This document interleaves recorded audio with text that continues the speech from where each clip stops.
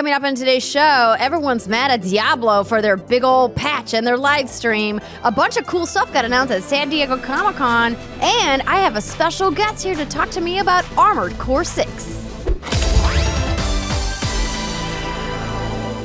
What's good, everybody, and welcome to another episode of the What's Good Games podcast, your source for video game news, commentary, analysis, and funny stuff every Friday. I am Andrea Renee, joined by the one, the only Mrs. Riana Manuel-Peña.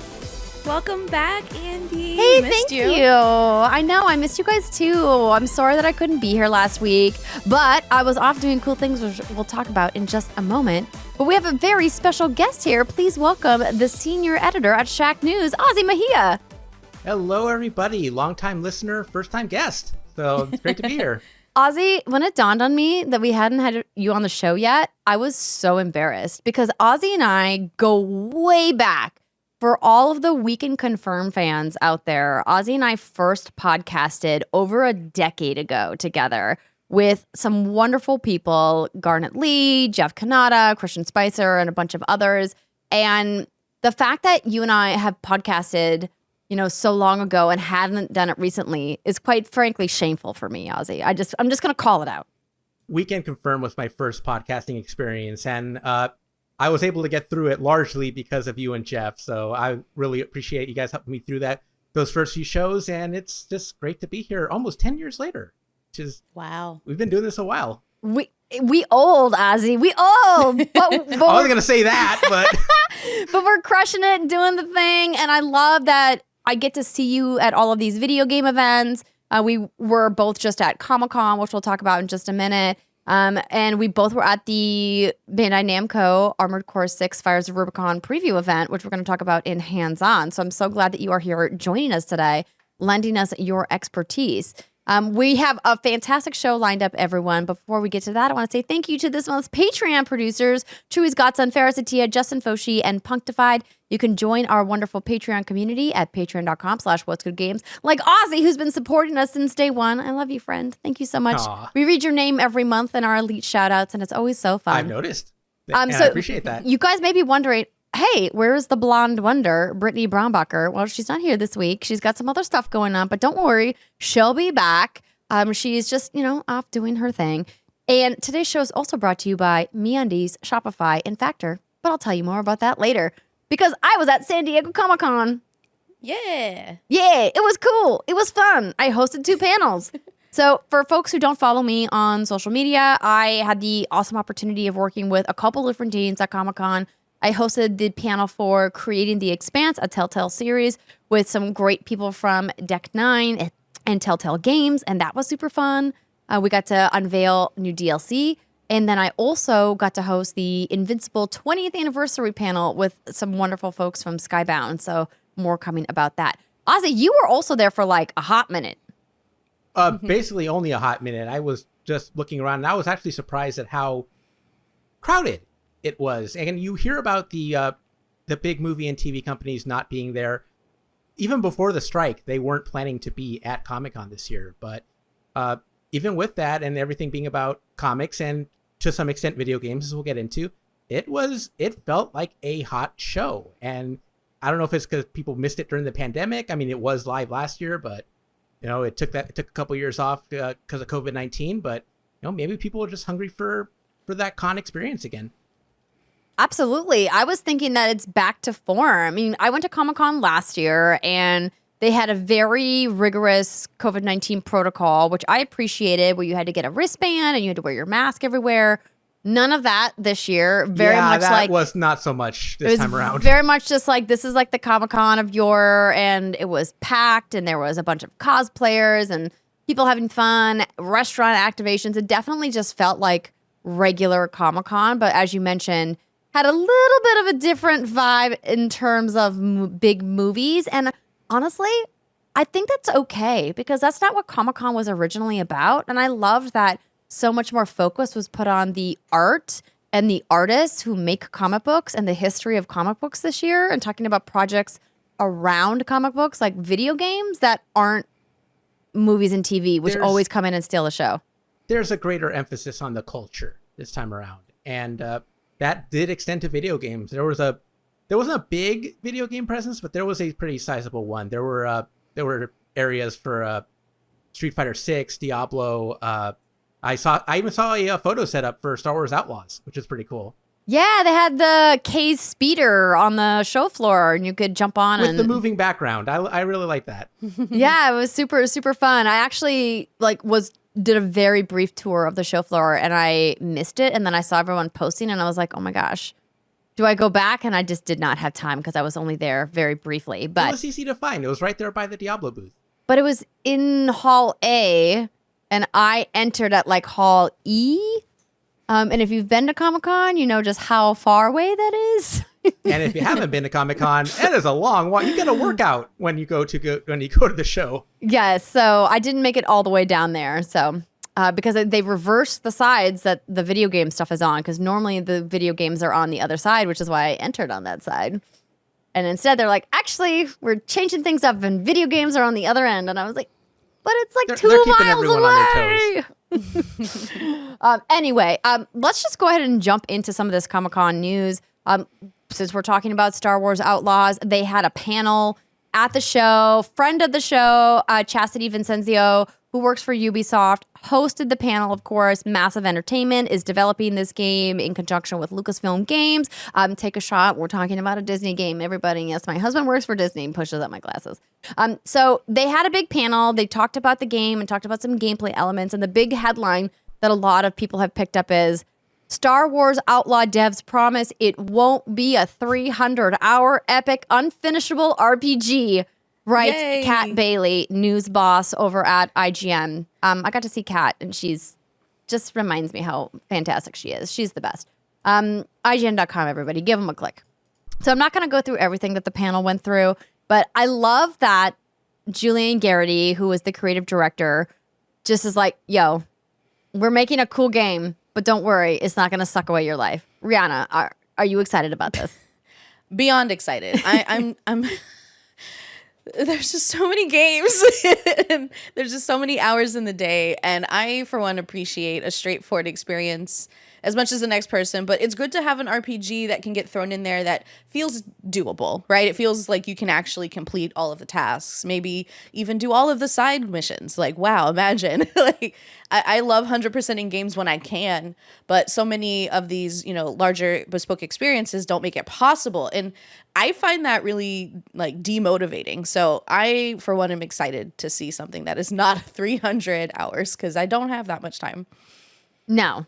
Definitely not. In the panel, they also talked about how you can take on missions from classic Star Wars characters like Jabba the Hutt, because obviously this is a scoundrel story. They talked about crime syndications and how, building your reputation in the game is going to be a big gameplay progression mechanic. So I think it's cool that they just are like, yes, everyone's wondering, yes, Jabba's going to be in the game. And I think that that's really great. And I'm with you on the length of the game. I think what we saw from the gameplay at Ubisoft Forward's event around Summer Game Fest was so impressive. I don't want how beautiful the gameplay looked then to be downgraded because they make it this massive open world experience. I'm like you said, I like a short thing. I loved what Obsidian did with the Outer Worlds and making this really fun space RPG that wasn't like this gargantuan time suck. That was this really nice boutique handcrafted experience. It still felt like there was a lot to explore and experience without it being overwhelming. Ozzie, do you like having massive games? Are you like, I want everything? Or you're like, nah, crafted is good? With the job that I have, unfortunately, I don't have a lot of time for the massive games. So it's always good to hear that there's something that's not 300 hours, but something closer to like maybe 50 to 60. And that's fine. There are, if you want a 300-hour Star Wars experience, BioWare's been doing it with the Old Republic for about a decade now. So it's out there, but it's nice to have something that's somewhere in between the Old Republic and in between like about the 20 or so hours that I got with the Star Wars Jedi Survivor. So I definitely appreciate that there's something in between. Yes, a little Goldilocks moment, if you will.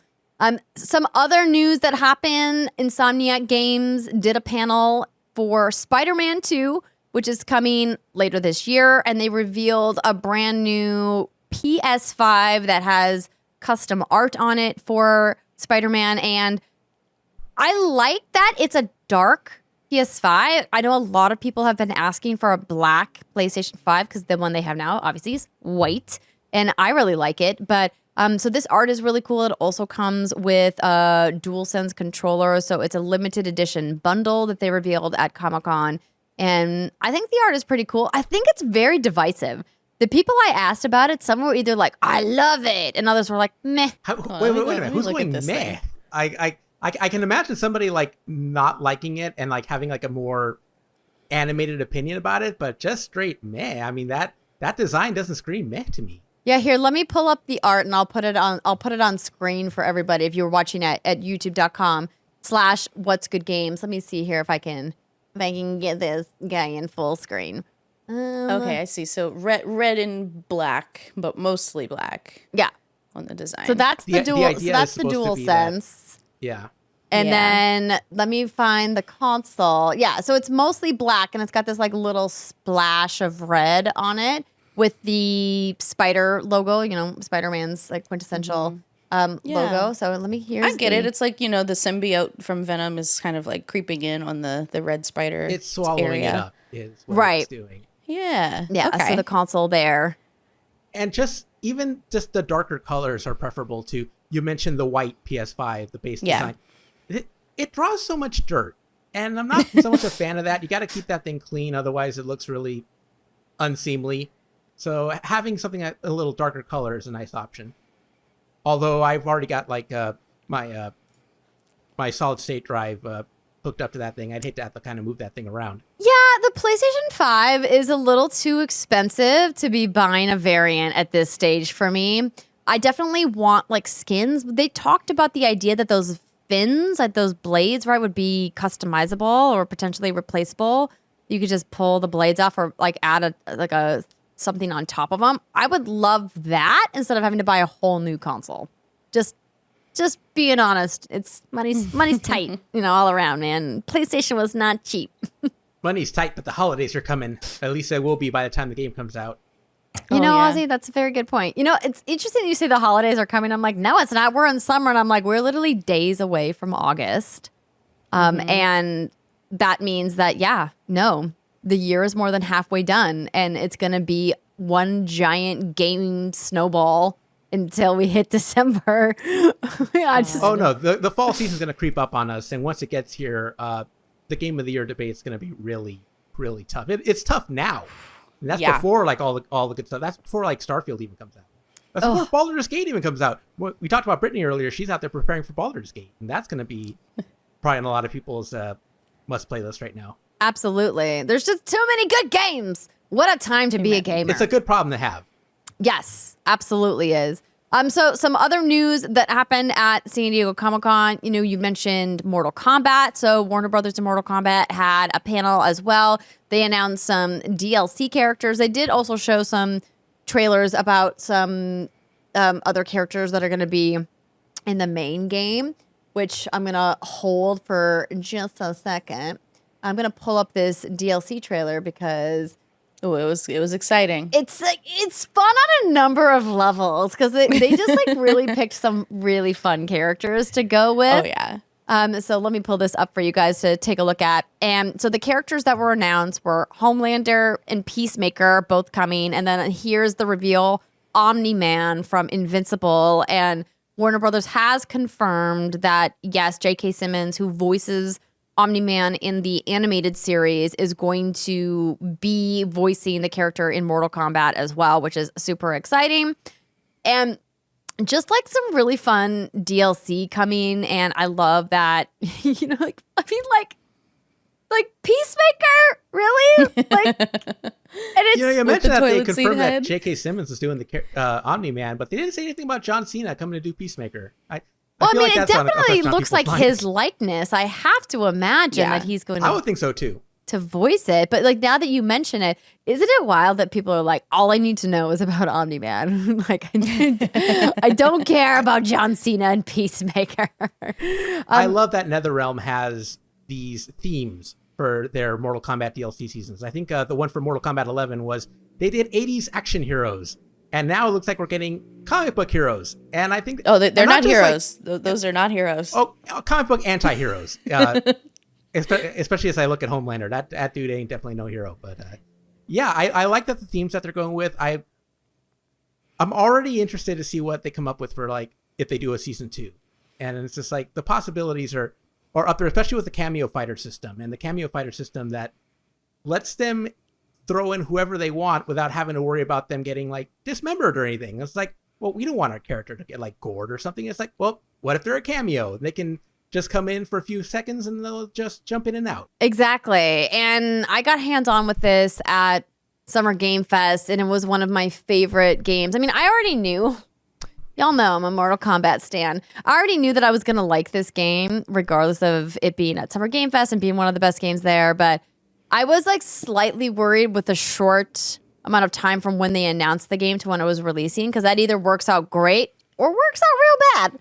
And it looks like it's going to work out great for NetherRealm. And I was super excited to see Ed Boon on stage at the Invincible panel. He made a cameo at the end to talk about Omni-Man being in the game. And it just felt like such a good partnership, because for people who aren't familiar with Invincible, the comic book series or the animated series, it's bloody. It's violent. Oh, yeah. It's very gory. It's very, like, adult rated. Like, you think cartoon, it's animated, kids. It's like, no, do not show this to children. Oh my God, no. Oh dear It's, Lord, like, no, not the children. So violent. So many, like, body limbs being, like, ripped out in very gruesome ways. Blood mechanics and crazy, workings. It was wild. Like, and it was so nice to, like, have Ed Boon have that moment with Robert Kirkman on stage. And I was like, how do you guys decide which game is bloodier?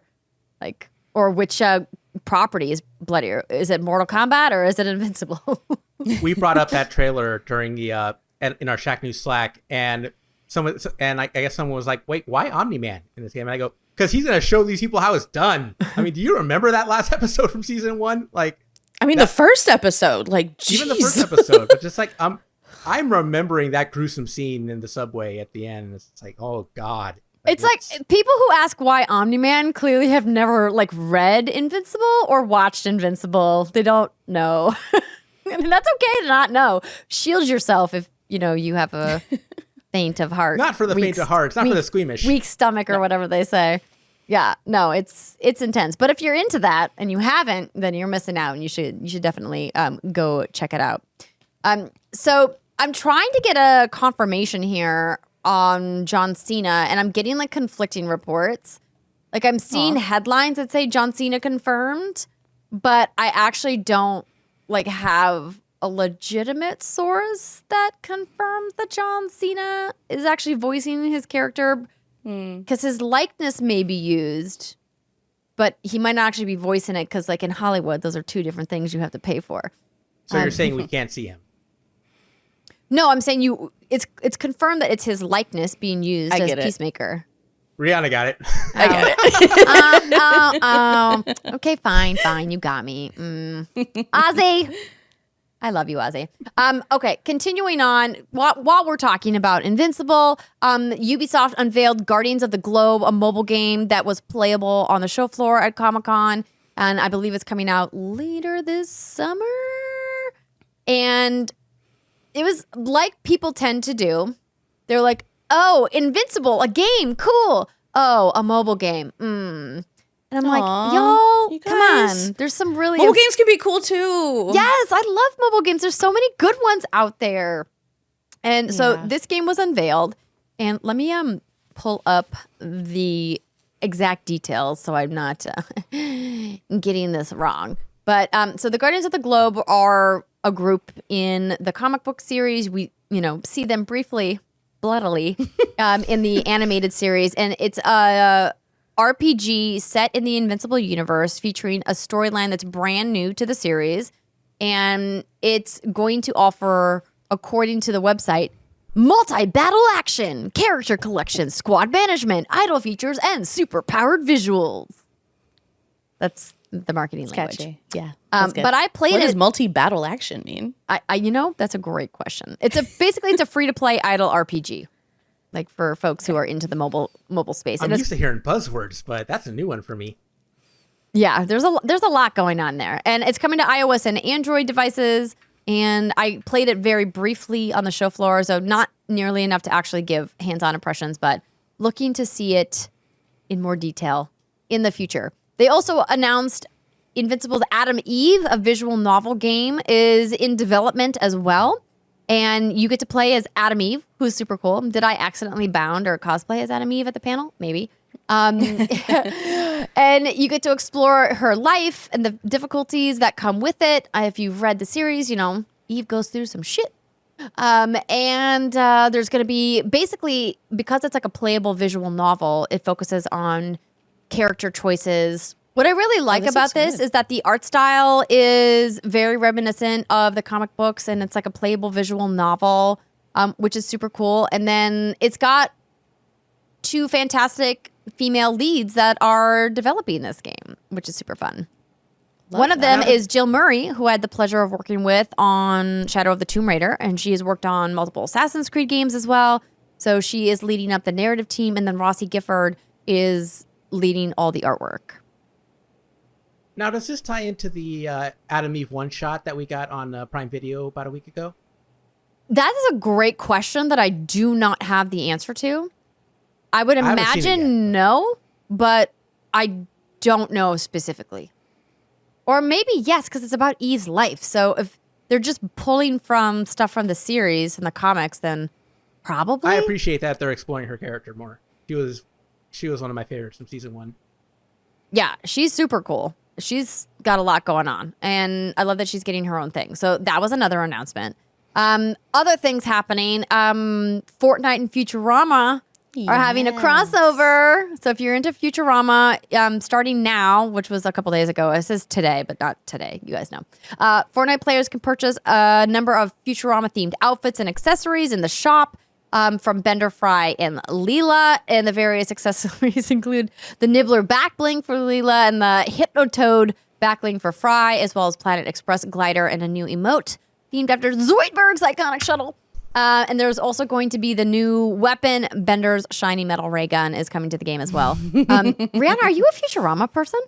Oh, I'm a huge Futurama person. What? Really? How did I not know this about you? Oh, yeah. Like, when I heard that Bender was coming in the game, I was wondering if they're going to find a way to work in my shiny metal something. And I'm really excited that they named their gun after it. So I can't wait for this. My shiny metal ray gun. I love it. I cannot wait to play this. This is going to be fun. I'm amazed that they keep that they keep so close to that original art style. Like, yeah, Fortnite does some amazing things, and I know some people like to dismiss it because it's just Fortnite, but like no, Epic Games does really outstanding work for a game that's been out for several years now, and that could easily rest on its laurels. Like they don't have to go all out like this, and yet here we are. And it's amazing how they mix so many different styles of animation and the different visual like applications. Like they have like cell shaded characters, they have full 3D models, they have 2Ds. Like you see here, we got, if you're watching at YouTube, they have the Futurama series, and then they cut to them in Fortnite, and they look exactly like they do in the show. Like it's amazing. They really do way better than they have to, honestly. Well, I mean, when your whole job is just to put out, updated DLCs essentially, make them good. Yeah, but they could just do like glorified skins. Like they don't have to go this hard, and yet they do. Like I guess they could phone it in. That's true, but why go hard? They have pride. They have pride in their work, right? Keep it coming, Epic. As I mentioned at the top of the episode, another one of the panels that I hosted was for the Expanse, and I was super excited about this DLC announcement. So during the panel, Stephen Frost, who is the game director, announced that there's a bonus episode of DLC coming called the Archangel episode, and it features one of my favorite characters, Avasarala, who is such a badass, and she is going to be voiced by Shohreh Aghdashloo, who plays her in the series. And I'm super pumped about that. And unfortunately, because of the writer's strike, neither Karagi, who plays Kamina Drummer, nor Shohreh, who plays the Vasarala, was able to be at the panel. But I love that both of them came back for this, and it's going to be great. And because this is a prequel story, they are doing some really cool exploration with both of these characters, and I can't wait to play. I'm very excited. So that's coming. I'm glad they got in her fall. voice. Yes. So you can't find a double for her. Like, it's not possible. No, you're correct. It's like that voice is iconic. For somebody like me who has almost no knowledge of the Expanse, try and sell me on it. Why should I jump over to Prime Video to get to watch the Expanse and give those first few seasons a look? Oh boy. Well, first off, are you into sci-fi? I certainly am. Did you like Mass Effect? Yeah, kinda. Okay. Well, if you kind of liked Not the biggest Mass Effect fan, I know. It's okay. Rihanna's giving me a look right now. Well, listen, we're gonna have to talk about that later, you and I, because I'm Mass Effect Wouldn't be the fan first girl, time. like number one. It wouldn't be the first time. And I would say if you're into sci-fi and you like political charge narrative and big bombastic drama and action, then this is the show for you. There's basically like a few episodes that just feel like Mass Effect, the TV show. And so I was super obsessed with it. But obviously without the aliens, there's like no aliens really in this show. There's like a couple creatures, but there's not like aliens you talk to, and there's no like humanoid aliens or anything like that in the novels or in the show. So that's like the big difference. Because I know people will come from different planets. I got a chance to play that first chapter of the Telltale series, courtesy of Telltale, and I saw some of those characters from different planets. So there aren't that many aliens out there? No, because they're not really coming from different planets, so to speak. They're coming from colonies that originated from Earth. And then you have the Belters, who are basically just like people who live on space stations, like throughout the like far reaches of the solar system. And then there's multiple generations of people born on the space stations, and they basically just live in space their whole life. And so there's like a really complex, hierarchy around that, and the politics around Earthers and the resources that you can only get on Earth, and some of the resources you can only get in space. And then Mars has its own faction. But again, these are just people from Earth living in colonies on these other planets, but they're not from these other planets. Does that make sense? It sure does. So That clears that up. But there's a whole exploration into exploring new planets. But I don't want to give away too much if you're planning on watching it, because you should watch it because it's very good. But the game is about prequels, so that's what's very exciting. Anyway, it's good. I'm excited. It's out this week. It's literally out tomorrow from when we're recording, and I'm very pumped. And I was talking with the team from Deck 9, who made a bunch of Life is Strange games, by the way. So if you're like, who is Deck 9? They made you should know who Deck 9 is. They've made some of the best Life is Strange games. They made True Colors. Yes, and Before the Storm, which I also love. And I've worked out with them on several panels before, so it was really nice to kind of reconnect with some of that team. But I was talking to them being like, how do I, as a fan of Deck 9 games and these narrative games, knowing that there's going to be some like intense cliffhangers at some point, balance my desire to want to play this game every 2 weeks, because they confirmed that the episodes are going to drop every 2 weeks, or do I wait and just binge it all at the end? And they're like, I don't know. You're going to have to figure it out. I was like, ah! It was always a crapshoot with old Telltale games. There were some games where you could just binge it at the end. And then there were others where it's like, you risked getting spoiled if you wait too long. I mean, that definitely happened with The Wolf Among Us. There were spoilers going out there, and I was like, okay, I'm not going to wait on this. Yeah. It was definitely there for the first few seasons of The Walking Dead. Yes. I definitely remember that. And then from there, it's just like, well, it got a little easier to binge because, there wasn't that same attachment to the later stuff. But this definitely feels more like kind of a revival, kind of like closer to that earlier Telltale formula. And I'm looking forward to it. There are a few things that are different. I remember the choices being a lot more binary in that first chapter. It's definitely more like A or B as opposed to A, B, C, or silence, which silence was always an option back then, not so much this time. But yeah, I'm looking forward to seeing how this plays out. All right, let's cap San Diego Comic-Con news and move on to some other gaming news. But before we do that, a quick message from one of our sponsors. This week's episode of What's Good Games is brought to you by MeUndies. Let's talk about your underwear for a minute, shall we? You know, that one special pair that's your go-to for date night to make you feel your best. Or maybe you've got a special pair that's your go-to for baggy sweats and watching movies on the couch night, giving you maximum comfort. We all have something we like to wear when we want to feel confident, comfortable, or attractive. MeUndies opens a whole new world where every pair of underwear is good enough to be the one for a specific feeling or occasion. MeUndies is here to expand your horizons by offering a variety of undies that can be your perfect match, no matter the occasion or the mood. Fancy a fun and vibrant day? Well, choose from the wide range of bold colors.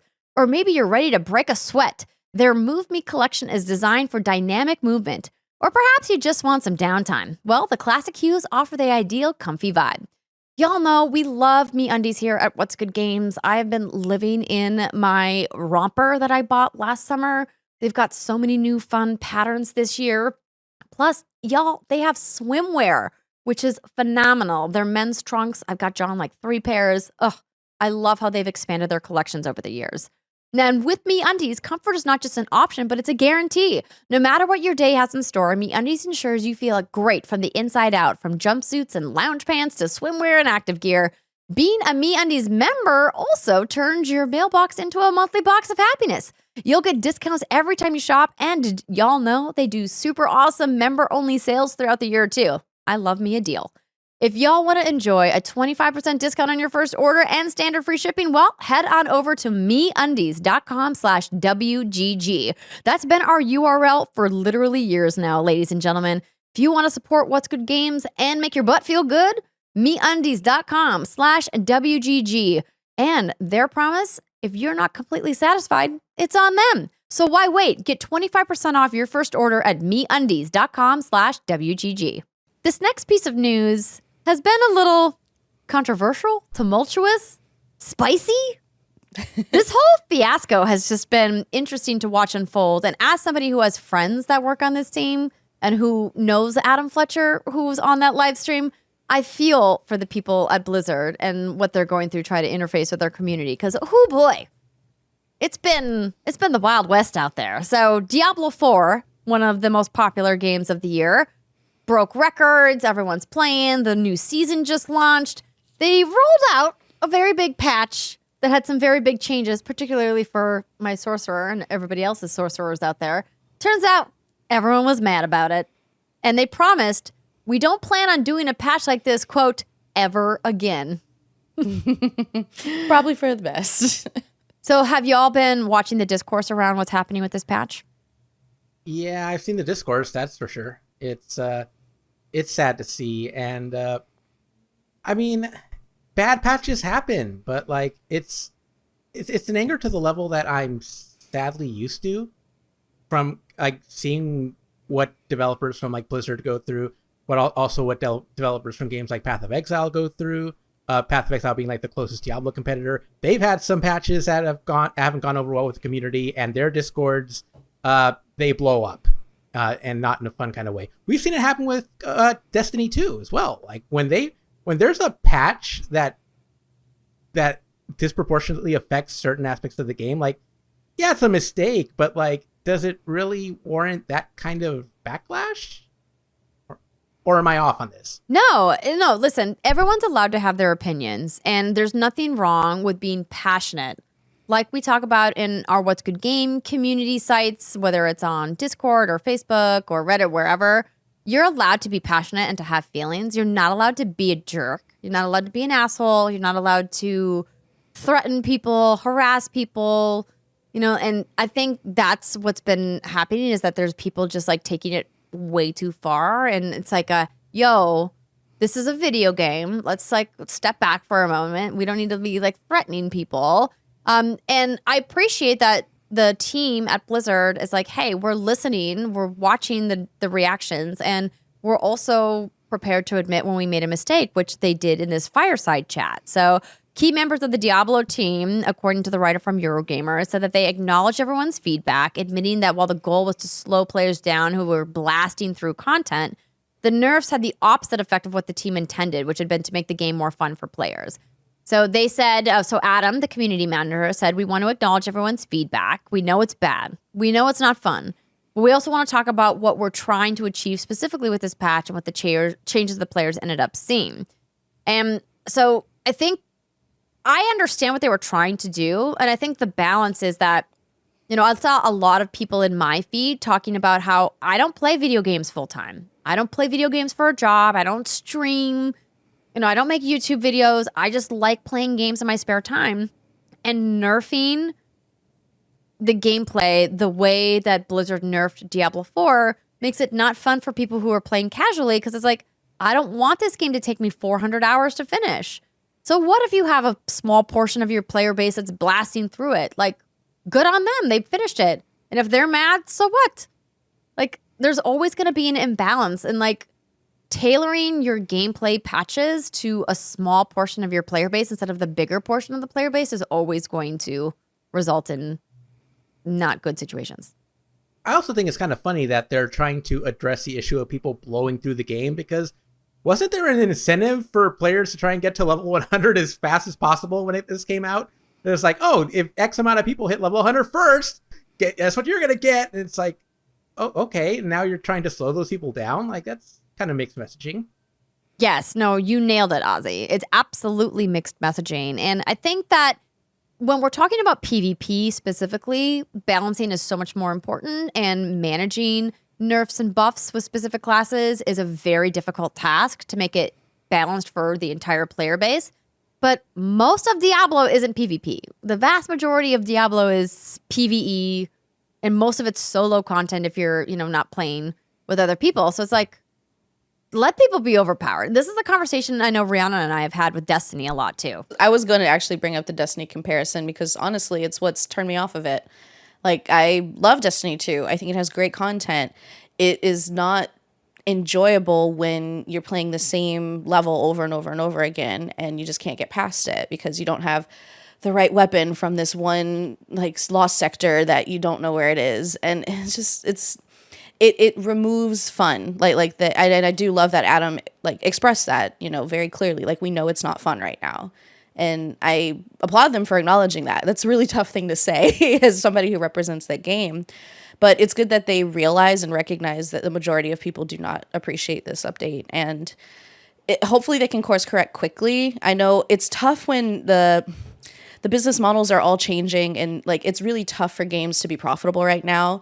Selling a game and having people play it and then move on is not always the path forward for a lot of these bigger companies. There's so many people who make Diablo, and there's a lot riding on its success. And it's tough when, people do finish it and move on, and you don't want them to leave your community. You want them to stay a part of it. You want them to get excited about new updates, and things like this really just throw off that flow. So I feel for the team. I really do. But I'm glad that they're at least listening, and they're listening to people who are saying things that are critical feedback, but useful feedback. We definitely don't need to harass anyone. Like you said, Andrea, it's a video game. Let's remember what this is. Let's not turn into a bunch of terrifying Karens over something that you elected to get involved with. And we're old enough to remember that Diablo 3 launch. We're old enough to remember how rough year one was for that game. And those for problems. For a long time, that game was rough. Diablo 3's first year was way worse than this, and it ended up doing okay for itself by the end. So, hopefully this is just a bump in the road. Yeah, it is. And I think the vast majority of people who are not playing serious endgame content are not even going to see the patch notes, or not even going to see the fireside chat. They're just going to keep playing and having fun with their friends. And why is it taking longer to level up? Yeah, I mean, I always feel like it takes forever to level up once you hit a certain point in these, ARPGs. But that's just because, again, I don't play them as often as some of these power players are. So it's so what? You blew through one character, roll another one. Turns out there's a bunch of classes you can check out. Just let people be overpowered. It's more fun. Live the fantasy. On that Crusader. Live the fantasy. Okay, so a couple in case you missed it, to kind of round out some of the news that happened here. I wanted to mention that kind of under the radar, and I don't know if it was because of Comic-Con or I was just gone, but did y'all know that Tencent just kind of quietly bought Techland? Oh yeah, they snuck in there with that at a controlling share. Yeah, so they're teaming up with Tencent to Techland is, I should say. It says to steam ahead with their execution of the vision for our games. Explained Techland's CEO Paweł Marchuk. Marchuka. I just, you know what? I just completely butchered that name. I apologize, Paul. They continue, we have chosen an ally who has already partnered with some of the world's finest video game companies and helped them reach new heights while respecting their way of doing things.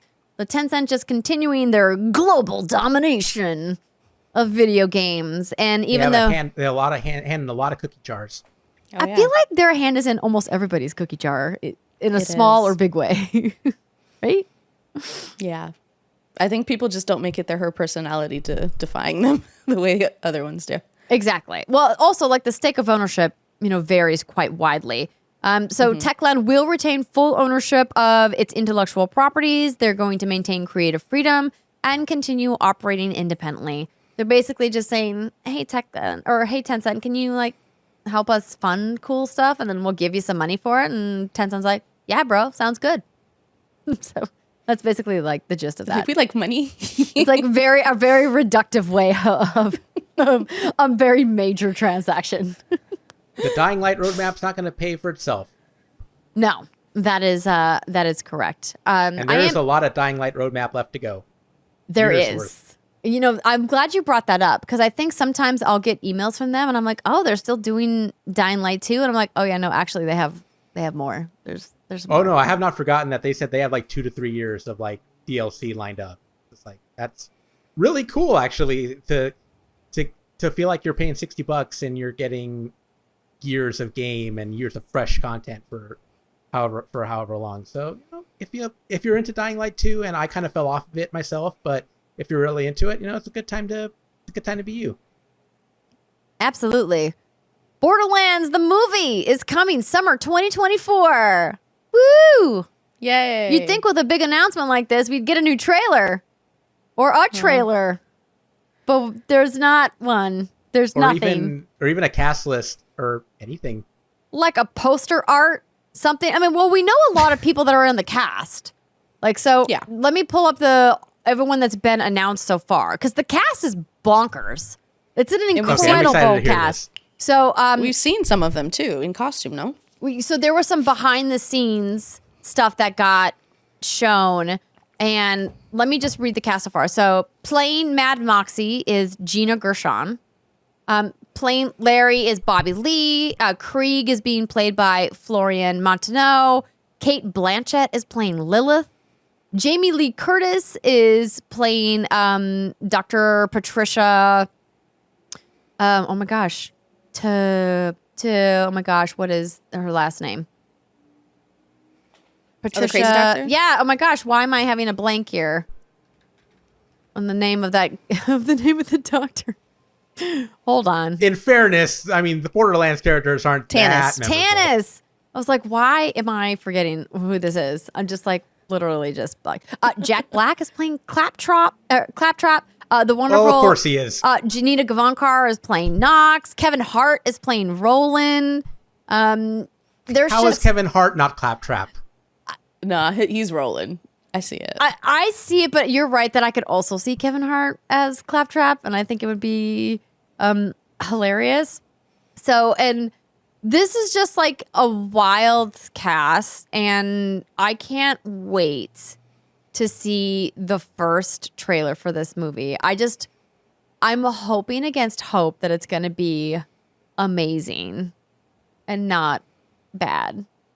But like on paper, I'm not sold for a Borderlands movie. I'm a diehard Borderlands fan, which is why I was mad that I couldn't remember Tannis' name. But I'm telling you, y'all, like the COVID brain damage feels real. I feel like I'm just like on like cuckoo bananas lately. I feel like I can't remember anything. But Jamie Lee Curtis and Kate Blanchett, I feel like they don't make flops. It's hard. It's hard to not like something that Jamie Lee Curtis is in. It really is. Wish I had more to tell you. Don't have more to tell you yet. In case you missed it, last week, the Games for Change Festival happened. I was there. I hosted the Games for Change Awards 2023. Yay! It was very exciting. And for people who aren't familiar with Games for Change, they are a fantastic charity organization that has been putting on the festival for 20 years. It was the 20th anniversary this year. And it's all about games for good and impact games that are making people's lives better, that are putting positivity out into the world. And it was such a breath of fresh air for me to go to this festival and to meet game makers and other people in the Games for Good movement and just be reminded that there's so much positivity in the video game industry and so many people doing so many good things to enrich people's lives. Educational games with documented, data-driven research that shows that kids learn positive social and emotional skills from games. Games showing that you can teach people about sustainability and climate change through video games. Medical VR games, that this one I keep referencing, Phantom VR, helps people who are amputees help manage their phantom pain in their limbs through VR, and just so many wonderful cool things. So if you guys are interested at all in learning about Games for Change, please do go check them out at gamesforchange.org. And the Game of the Year winner at the Games for Change Awards was Endling Extinction is Forever, which is this adorable game, but also very poignant game about this little fox family and how they're trying to survive deforestation and being pushed out in the face of a changing planet and the humans that surround them and how the humans are impacted as well. And, really, really great game. So 34 total games nominated at the Games for Change Awards and all doing something special and wonderful. Yay. So just wanted to give a quick shout out. Had a great time. Also, shout out to you. Went to the United Nations. That was cool. Never done that before. Finally got to meet Dr. Lupo in person. He was lovely. Yeah. So yeah, it was a really fun experience. I'm really glad that I got to go, and I'm very honored that the wonderful team at Games for Change invited me to be part of that. So very cool. All right, that's going to do it for our news for this week. We have lots of fun video games to talk about. Ozzie and I got to play Armored Core 6, and Riana and Ozzie have been playing Disney's Illusion Island. Stick with us, everybody. We'll be right back. Welcome back, everybody. It is the second segment of the What's Good Games podcast, where we talk about what we've been playing and any preview events we have been to. And this week, we've got both. But before we get to that, I want to let you know this week's episode is brought to you by Shopify.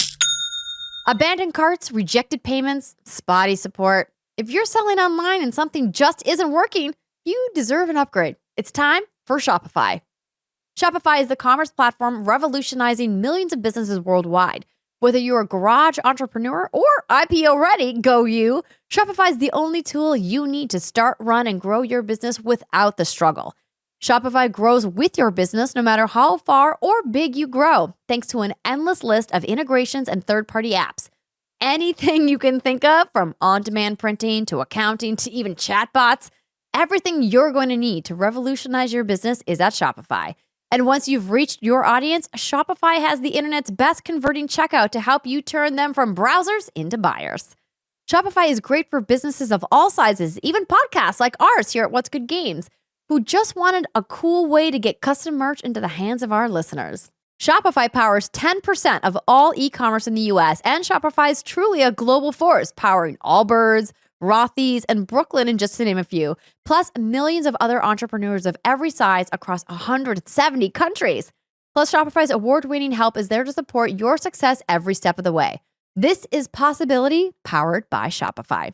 Sign up for a $1 per month trial period at shopify.com/whatsgood, all lowercase. Go to shopify.com/whatsgood to take your business to the next level today. Shopify.com/whatsgood. This week's episode of What's Good Games is brought to you by Factor. Listen, everybody, we're in the heat of summer, and let's face it, it's too dang hot to cook. But you can't survive on popsicles alone, so maybe it's time to try Factor, America's #1 ready-to-eat meal kit. Factor can help you fuel up fast with flavorful and nutritious ready-to-eat meals delivered straight to your door. Factor's fresh, never frozen meals are ready in just 2 minutes, so all you have to do is heat and enjoy. Then get back outside and soak up the warm weather. Or don't worry about heating up your place with the oven after you spend all day cooling it down with your AC. You know what I mean. It's hot. No one really wants to go outside, right? Treat yourself to 34 weekly restaurant quality options like bruschetta shrimp risotto, green goddess chicken, and grilled steakhouse filet mignon, ready in just 2 quick minutes. Keep your energy up with lunch to go. Effortless, wholesome meals like grain bowls and salad toppers that are ready to go when you're on the go. No microwave required. Round out your meal and replenish your snack supply with an assortment of 45 plus add-ons, including breakfast items like apple cinnamon pancakes, bacon and cheddar egg bites, and potato, egg, and bacon breakfast skillets. Oh, I'm hungry just thinking about bacon. Or if you want an easy wellness boost instead, try refreshing beverage options like cold-pressed juices, shakes, and smoothies. Are you hungry? Did I say that I'm hungry? Am I thinking about food? I'm definitely thinking about food. If you are too, head to factormeals.com/whatsgood50 and use our code whatsgood50 to get 50% off. That's code whatsgood50 at factormeals.com/whatsgood50 to get 50% off. Ozzie, I'm so glad that you're here this week to talk to me about Armored Core 6 Fires of Rubicon. I don't know why I feel like shooting off the business guns to Fires of Rubicon. Everyone's obviously calling it AC6. So this is created by From Software, people who have been making Armored Core for a very long time, but you may know them as the Souls people or the Elden Ring people. And it's being published by Bandai Namco. Thank you to Bandai for inviting us to come out and play the game. Ozzie, before we jump into what we saw and what we thought about it, let me know a little bit about your history with Armored Core. Do you have a history with Armored Core? Or are you like, this is my first time? I do not have a history with Armored Core. I know that this was primarily a series that came out on the OG PlayStation. I was a Nintendo kid growing up, so I never got to experience this. So my time with Armored Core 6 was my first, and I'm going to go into this the way a lot of people that started gaming in the last 10 years are. They're going to know From Software, like, oh, these are the Souls people. These are the Bloodborne people. These are the Elden Ring people. Like, we're going to get like a big open world thing with mechs, right? Like, no, that's not what Armored Core is, dude. Like, Armored Core is a totally different thing. Yeah, it's going to be interesting to see how people react when the game comes out. Hopefully they're managing their expectations properly. I'm going to play some of the new gameplay preview video that Bandai Namco put out earlier this week when the embargo lifted. So if you guys want to see some new gameplay and you haven't checked out any of the trailers yet, youtube.com/whatsgoodgames. So we saw a little presentation when we were at the preview event, and they talked about the history of the Armored Core franchise, how it started in 1997, as Ozzie mentioned, a long time ago. And the last main release was in 2013. And, there's a couple big pillars with the Armored Core franchise. Obviously, mech customization is a big part of that. So if you're into, Gundams or mechs at large and you've never played Armored Core, then this is a game you're definitely going to want to take a look at. So they have a couple different pillars of design when they are looking at Armored Core overall as a franchise, and also what the team at From Software is doing with Armored Core 6 specifically. So part of that for Armored Core 6 is about 3D level design with a sense of scale. So a lot of the From Software games deal with that sense of scale, but they really made an emphasis when we were watching the presentation talking about how the directional movement in this game isn't like what you played in those games where you're essentially on the ground fighting enemies, front and back. You're a mech that can fly. So you're up, you're down, you're side to side, you're in the air, you're on the ground. And so there's a lot more verticality when you're moving through the world. This is at its core a third-person shooter, but there's so many deep RPG and gameplay mechanics from combat at work here. And that's another one of the big pillars is, battle design and assembly for your mech, because building your perfect mech is a big part of the gameplay in Armored Core, which Ozzie and I are going to get into in just a second. So the basic is that you have 4 weapons, 1 on each of your hands and then 2 on your back. So basically on the shoulders. And those correspond, if you're playing on controller, to the shoulder buttons and the triggers on the controller specifically. And I really, that was helpful for me because getting a hold of just how the different weapons work and how you use them in tandem with the ones on your back, which typically have a faster reload or refresh period, was a little bit of a learning curve. I like that they went out of their way to talk about their approach to difficulty, which is observation and learning and ultimately about goal achievement. This is nothing new to anybody who has played any From Software games. if you've played any of the Souls games or if you got into Elden Ring, you know that you can't just go in and be successful on your first try unless you're some kind of weird savant. You're going to die a lot. And the idea is that you learn through death. And, if you've listened to me, I have specific feelings about that, mostly not positive ones. But they framed it so nicely. Ozzie, I took these notes during their PowerPoint. They wrote down overcoming challenging situations and hard-won victories. And I almost guffawed out loud because I was like, oh, what a lovely way of saying you're going to get your ass beat and handed to you. But when you finally beat that one boss, you're going to be like, yes, I'm king of the world. That one boss for us came at the end of the preview. But the interesting thing is, people are going to wonder, is this as hard as the Souls games? And on the whole, no. And that's because it's structured fundamentally differently. This isn't a big open world. These are bite-sized missions that you get sent on because you're playing as a mercenary. You're playing as a merc and you're getting sent on jobs by different, mercenary groups. So your missions go like maybe average out 5 to 10 minutes. So just in that sense, it's a little easier that way because you're playing in more bite-sized chunks.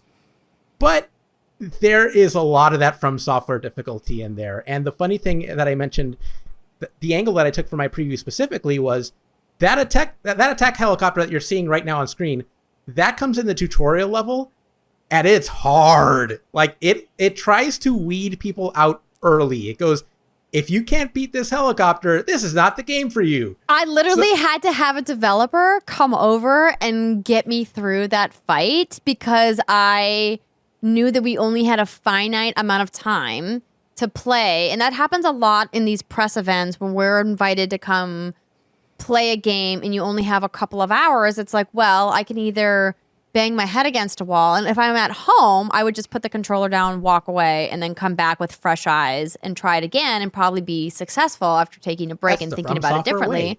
But I can't do that at a preview event.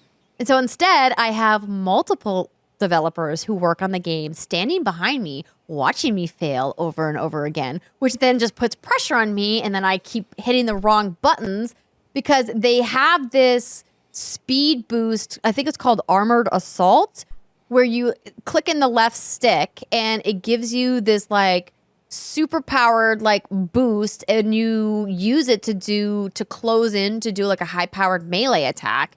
And But you got to be locked on your target, though. You have to be locked on, and I kept accidentally hitting it like it was a regular sprint button, and it's not a sprint button or a boost button. It's a special one-time thing, and once you've activated the animation, you can't deactivate it.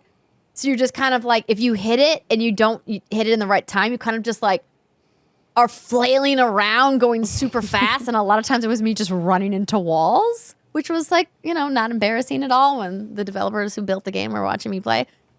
Or in my case, I was charging right into the helicopter, but I was also charging into a bunch of missiles. So that wasn't ideal, and it kept blowing up. But to what you were saying, Andrea, once you learn from your mistakes, and you make a lot of them at the beginning, and you kind of figure out the opening, you kind of figure out how everything works, and you manage to take that thing down, man, it feels good.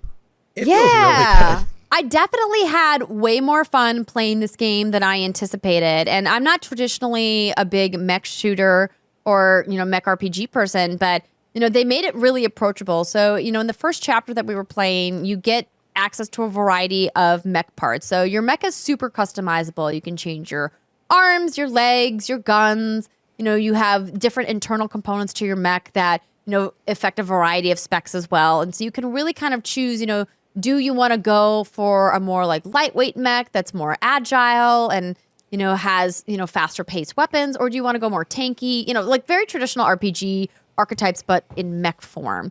And you earn money on missions when you're going out, as Ozzie mentioned. You go out and you play a bunch of different missions. And what I really liked about the missions is that they are in a bunch of different scenarios. So some of the missions are quick and easy, and some of them are really hard.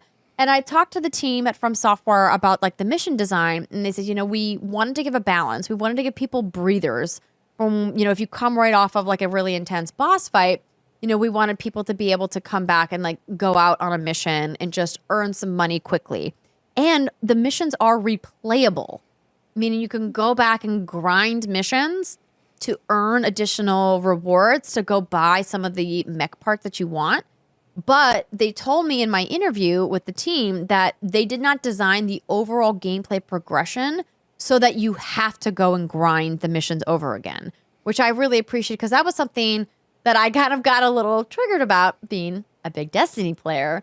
And like you have to grind a lot of those missions over and over and over again to get the right weapons, the right parts in order to progress through some of these crazy boss fights at the end of campaigns or raids or whatnot. And I like that they just called out, they're like, yes, you can absolutely go back and replay the missions and get better scores and earn more money. But going and doing so is just going to allow you to experiment with different kinds of builds. It's not going to make it so that like you don't have to build. The progression isn't gated artificially so that you are forced to go back and play. Does that make sense? It does. And one thing that the team mentioned is that every mission is doable with at the very least the base mech.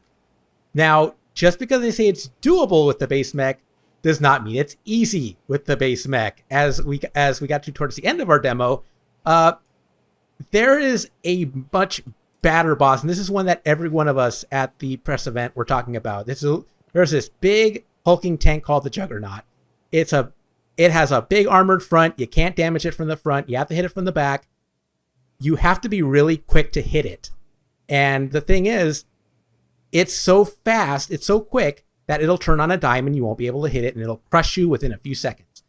It's technically doable with the base tank, but the devs were coming up to me and they go, you know, you're actually going to want to go with the reverse jointed AC. You're going to want to go with the reverse jointed mech that lets you jump over it, and that way you can get more shots off. Now, unfortunately, by the time I got that piece of advice, I was out of credits. So I couldn't go in and build the reverse jointed mech. So I had to go in and replay a few missions in order to make up those credits. So you got to watch what you spend in this game, at least in the early going. Yes, or you just got to go back and replay missions and grind, right? I think like that's, you know, an interesting way of looking at it. No, you're right. Most of the missions aren't that long. And I think overall, I really had a fun time playing.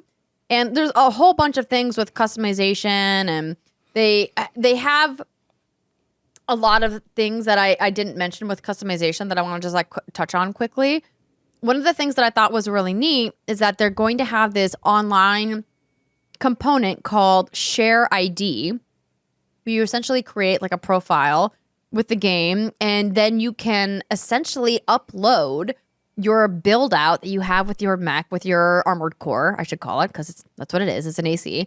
And other players can then download your AC build and then use that as a loadout. And you'll be able to have multiple loadouts for different kinds of encounters. Like you said, if you wanted to have a specific loadout with a specific set of legs or guns for a specific mission or boss fight, you're going to be able to have multiple loadouts. And I thought that was a really cool feature that they've added, the ability for people in the community to create specialized AC builds. And then if you're like, hey, that's awesome, I don't have time to create a specialized AC build, but I want to download somebody else's, like somebody you follow or a friend or somebody who made a guide or whatnot, I think that that's a really cool feature. Something that I've really come to appreciate about From Software games is that even though they are single player, there is a core social element to it. And there's something that makes you want to just tell stories about your experience with your adventures. And there's a lot of that in Armored Core, whether it's how you build your AC loadout or how you approach missions, because there's a freedom of approach to every mission. You can take it head on, you can take it as a stealth mech, you can take it as you can just try and just be agile and avoid every incoming shot and try and avoid those sniper cannons at the far end. But everybody approaches these things differently, and I always appreciate that social aspect of the game. Absolutely. And I had a lot of fun playing this, though I was frustrated, but I do need to call out some things that I was a little disappointed in. So during my playtime, I noticed that at the end of each mission, you'll get like a mission report. And part of that mission report shows things like repair cost, ammunition, and overall penalties. And I looked at it going, I wonder why I'm always being docked for these things. Because the way that it works is each mission has like a set reward, like a set amount of credits. Like let's say it's like 10,000 credits you'll get if you complete. And you're deducted from that 10,000 credits for things like repair. So you have, I believe, is it 3 repair kits for each mission, and once you're out of them, essentially you're dead and you have to start the mission fully over again. And each repair kit that you use deducts from your final money that you get. And then ammunition cost. This is the one I think that I had the most amount of issues with. And the reason I say this is because it just shows to me a design philosophy of punishment versus encouragement. And this has been a long time issue I've had with a lot of From Software games and the way that they create their gameplay flow and their gameplay loop. That to me, it feels like you go into it knowing the gameplay is intended to punish you, not reward you when you do well. And they talk about, in their presentation, they talked about this idea of hard-won victories. And I said, yeah, obviously, like, overcoming something challenging feels great. But, like, why the philosophy that you need to punish? And the ammunition cost was the thing that kind of, like, really set that off for me when I was thinking about this. I was like, so this is a mech shooter where I literally need to shoot things to progress through the level. Like, it's almost impossible for me to go through a level or mission in Armored Core without firing a single bullet. But you're going to punish me for firing a single bullet and then punish me for every bullet I fire after that by deducting my rewards at the end. And I just couldn't wrap my head around it. And so I had asked one of the developers, I was like, why this choice? And they said, well, we want people to be mindful of how they're using their ammunition. We want people to be mindful of how accurate they're being when they're fighting. I go, okay, a lot of games do that. I can get behind that. But why not instead reward people for spending under a certain amount of ammunition, and then the lower ammunition you use, the bigger the bonus you get, versus we're just going to deduct you no matter how many bullets you use, and then the fewer bullets you use will deduct less. I'm like, the psyche of it to me just didn't sit right, and I couldn't let it go. And I'm like, this is such quintessential From Software, and I just didn't like it. I wonder if there's like a subtle military-industrial complex commentary in that mechanic. I mean, maybe. I honestly just think, having interviewed them at this event, that this is a team that's been working together for a very long time. And the philosophy of their studio is just, it is what it is. And this is the way we make games. And that's just the way we think about it. And I get that that's just different strokes, different folks. And I just decided that life is fucking hard, man. I don't know if I want to be around for a philosophy of game design that's like, we're just here to punish you, not reward you. I want to live in a power fantasy where I feel good and I'm doing cool things. And I'm not saying that it can't be challenging or hard and that it can't be really unique and innovative design. I'm just like, it's all about the way you frame it, right? Like, am I being unreasonable? No, but I will say that I appreciate the sort of baby steps that From Software takes with certain things. There was one mission where you're taking on this giant skyscraper-sized tank, and the way to bring it down is you got to take out the 5 weak points. I get about 4 of them, and I'm climbing all over this thing because it's ginormous. And I'm having trouble reading the radar because it's a 2D radar, and I'm just like, where is this last weak spot? And suddenly, like, your handler goes in your ear, and he goes, hey, did you look under the belly for the last weak spot? And I go, should just give me direction? What?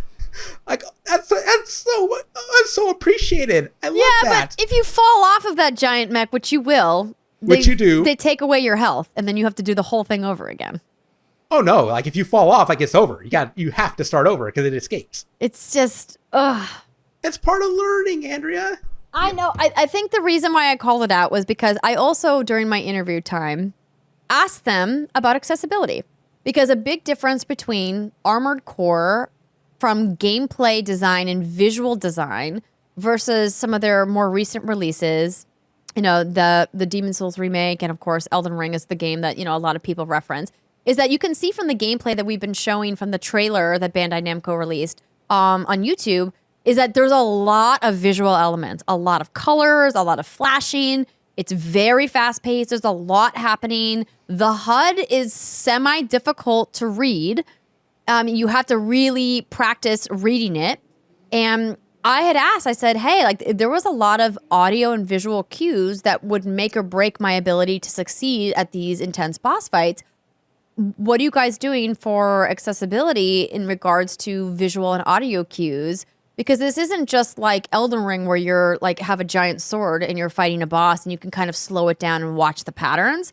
There's like missiles and rockets and explosions and there's alarms and like all kinds of things. You're in the air, you're on the ground. It's frenetic and fast paced. And that's what's exciting about the gameplay, but also really challenging for some players.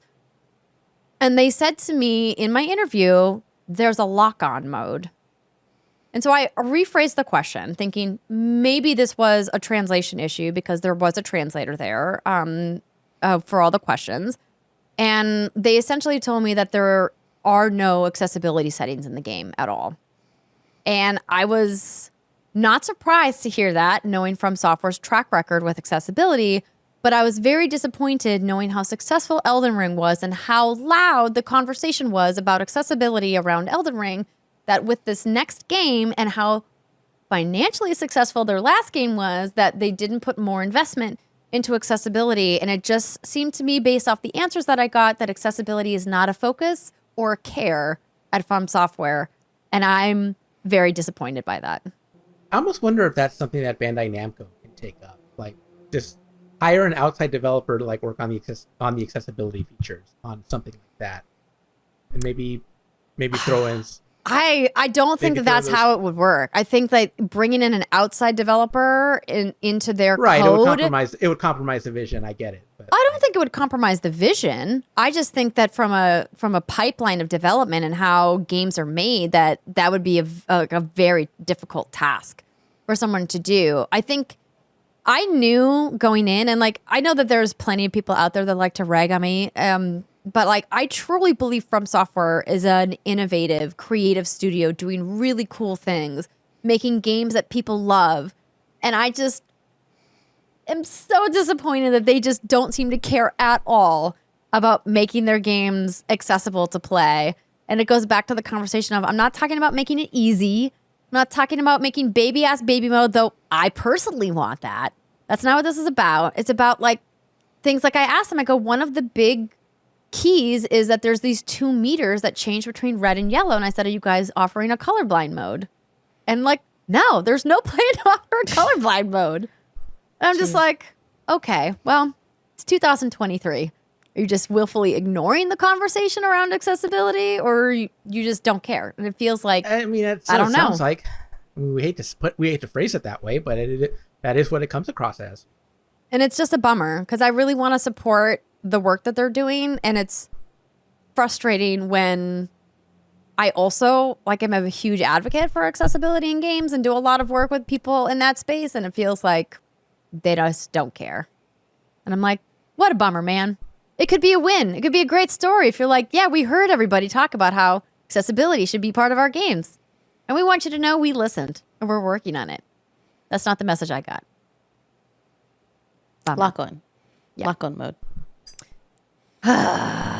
So, if you have any issues with HUDs and audio cues and visual cues, this might not be the game for you. In fact, I would venture to say it's probably not the game for you. But if you don't, they're very good at helping people figure out whether this game is for them. Yes. Yeah. I mean, basically, if you're a From Software fan and you've played Armored Core before and you've really enjoyed those games and you really love that gameplay style, then this is probably the game for you because it looked pretty good, felt pretty good, felt real polished, looks like it's going to be fun. They're adding multiplayer in. I think they just announced like a 6v6 PvP mode where you can, bring your mech online and kill other people's mechs. And I think that all sounds super cool. I don't know. I walked away after my gameplay session, I was like, this is cool. Can't wait to do my interview. Did my interview and was like, oh, that's a bummer. I walked away from this and I'm not a From Software guy. Like I wasn't able to get into Elden Ring as much as most people. I'm definitely not into the Souls games, but I liked what I saw out of Armored Core. I think it is more my speed. and just the way it's structured with the individual missions, I think that's more my thing. Yeah, and so we're gonna look. The game is coming out very soon, right? August. Less than a month from when the embargo went up on the 1 month before. Yeah, so added to the growing list of games in the year of wonder for video games, 2023. Riana, thank you for your patience in listening to Ozzie and I talk extensively about Armored Core 6. But another fantastic game came out this week. Well, Armored Core didn't come out this week, but you have been playing Disney's Illusion Island. I have. Take a sip, everybody. This is a Disney game. And no, I did not get access from John Drake. But yeah, so my husband Danny and I have been playing here at the house in co-op mode. And I gotta say, I'm having a really great time with this one. So hopefully we can end our hands on a slightly more positive note. But Disney Illusion Island, it's I think Ozzie, you said this before we started recording. It's baby's first Metroidvania, right? Like, Absolutely. It's a really approachable game. There's so much life and so much character, and a lot of those original Disney characters' personalities and tones and humor are like weaved throughout the entire experience. There's cutscenes with some laugh out loud funny dialogue. Like, shout out to Delilah for really nailing that. And there were moments where I was like, wait, is that really what they wrote? Like, that's so funny. They got making a Disney Metroidvania, and in my mind, perfect.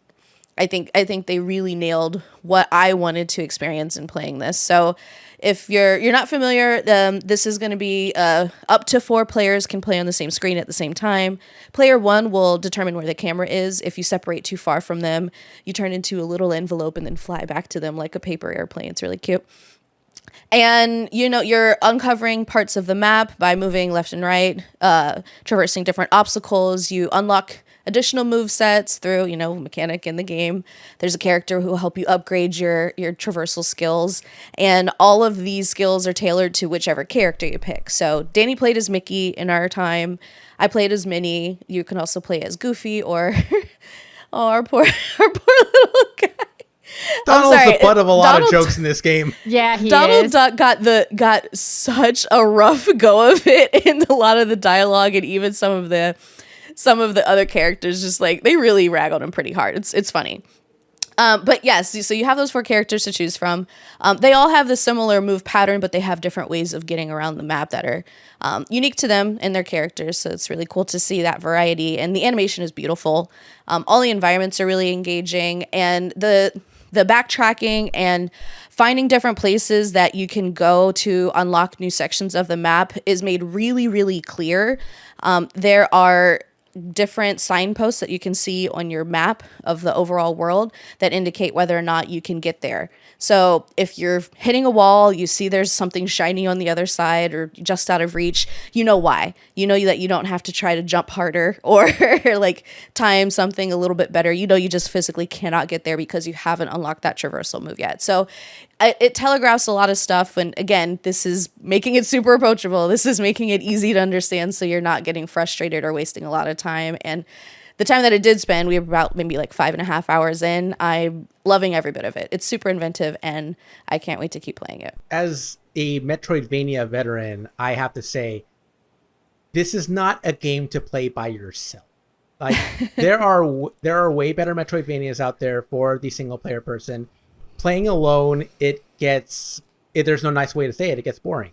But if you have a significant other, if you have family, if you have kids, this is a great game.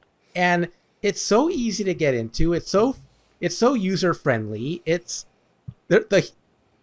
wasn't as big a fan of the humor as you were, Rihanna. I think a lot of it is hit and miss, but there is a lot of that wonderful world of Mickey Mouse humor. And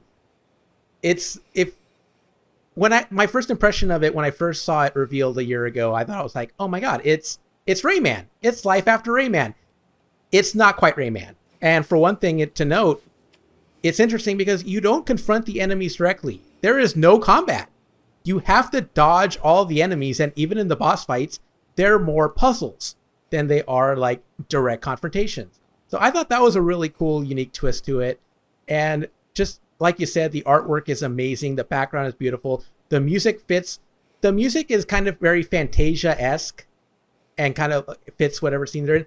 And now that I'm seeing it in the trailers, this game knows how to appeal to the Disney adult, because it's not just a collectathon, but this is a collectathon for Disney people. And that includes hidden Mickeys everywhere. And that's just like, if you see a hidden Mickey, you gotta take a picture in front of it and you collect it, and everybody feels good about themselves.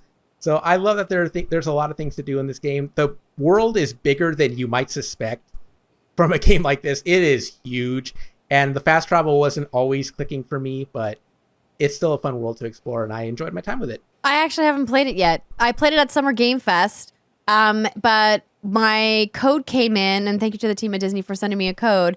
And I was on the road, and I had my Steam Deck with me and not my Switch.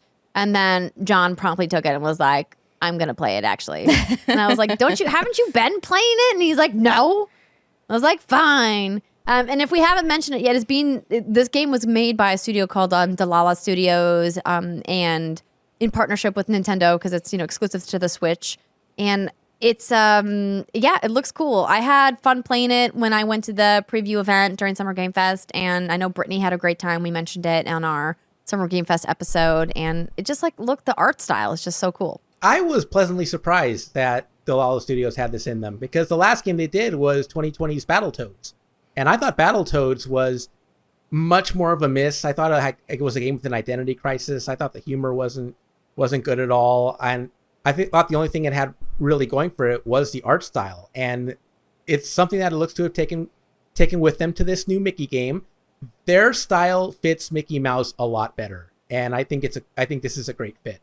Excellent. So I guess if you're looking for a fun, family-friendly adventure with the Fantastic Four, nice. All those F's, say those F's 5 times fast. Someone get her on the marketing team. Listen, they don't even pay me for this, but they should. Disney's Illusion Island. So glad everyone had a great time, and I'm glad y'all playing some games. Rihanna, we're going to have to connect soon, because I've been revisiting Hades on my Steam Deck. Oh, yeah. Oh, I love hearing this. This makes me so happy. I haven't played it because I played it when it came out. I never finished it, but I started it on my Switch. And now that I have my Steam Deck, I'm like, well, Hades 2 is coming out some point. I should probably go back and finish that game. And, oh boy, I forgot how good that game is. It's so good. Just need a little something to play before Immortals of Avian comes out in a couple weeks, and then we got Baldur's Gate, and then it's right before everything, and then it's just madness. Then it's just madness. The floodgates open from there. Yes, exactly. Well, thank you so much to Ozzie for being on the show. Ozzie, where can people find you if they're not already reading all of your cool reports on ShackNews? You can find us on shacknews.com. We are the destination for games, tech, games and tech finance, and everything else. We've got content going up for Baldur's Gate. We got guides going up right now for Diablo and for Final Fantasy 15. We're going to be covering EVO next week in earnest. We're going to be covering all the big announcements and everything else. And of course, come to us in the fall, because we're going to cover this big season as best we can. I mean, you guys have been hustling for a long time. ShackNews has been around for a minute. Also, youtube.com/ShackNews. We just got that domain. And also ShackNews interviews, where we talk to your favorite devs. So, that's awesome. Plug for that as well. Congrats. But I was really asking where people can find you, Ozzie. But you did a great job doing the PR pitch for Shack. Nobody goes looking for me, but if you want to go looking for me, I'm at twitter.com/@Oz, 2 Z's, as we talked with Andrea earlier, 2 Z's _Mejia. That was a whole thing where I was trying to get it like 13 years ago. And you know what? Why change my identity now? Do I look like Elon Musk to you? So I'm not going to be changing my Twitter handle, but I'm also on Threads, Ozzie G Mejia. That's a lot easier to say. So go ahead and find me on Threads. We'll put your links in the show notes. So if you guys want to check out Shack and check out Ozzie online, you can do so by clicking those links below. Thank you so much, friend, for coming on the show. I definitely still want to reach out to Garnet and get a We Can Confirm reunion happening. The last time I tried to organize it, Christian, Jeff, and Garnet we're like going back and forth like the old days about scheduling. And it's like, who's in charge and who's going to do this? And I was like, just let me be in charge because then it'll actually get done. All right, boys. Always have to get them in line. But we want to make that happen someday. So this was a really fun opportunity for us to podcast together. So we should do it again sometime. And absolutely, I appreciate the invite, and I always love the show, and I love hearing you ladies every week. And it's a wonderful community, and I'm just happy to be here. Happy to be a part of it. Aw, thanks, Ozzie. We love everyone in our community. Thank you, everybody out there. Hope you have a fantastic week. Stay cool, drink some water, and we'll see you next time. Bye.